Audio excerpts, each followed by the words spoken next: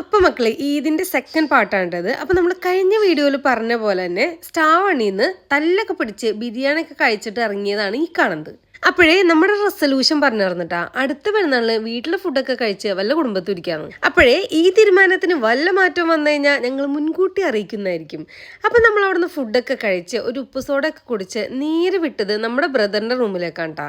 അപ്പോഴേ നമ്മുടെ ഫാമിലി ഇവിടെ ഉള്ളപ്പോൾ അവിടെ ഒന്നും പോയില്ലെങ്കിൽ എന്ത് പെരുന്നാളിന് പിന്നെ. അപ്പം ഇക്കാക്കയുടെ റൂമിൽ പോയി പിള്ളേർക്ക് പെരുന്നാൾ കാശൊക്കെ കൊടുത്ത് കുറെ ഫ്രണ്ട്സൊക്കെ വന്നിട്ടുണ്ടായിട്ട് അവരൊക്കെ ആയിട്ട് സംസാരിച്ച് പെട്ടെന്നാണ് ഞങ്ങൾ ആ തീരുമാനം എടുത്തത്.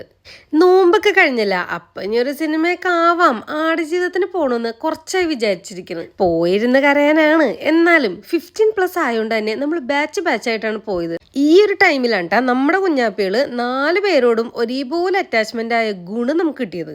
ഒന്നും നോക്കണ്ട, കണ്ണു പൂട്ടി അങ്ങോട്ട് ഏൽപ്പിച്ചിട്ട് പോവേ. അതന്നെ. അപ്പൊ നെക്സ്റ്റ് വീഡിയോ കാണാം.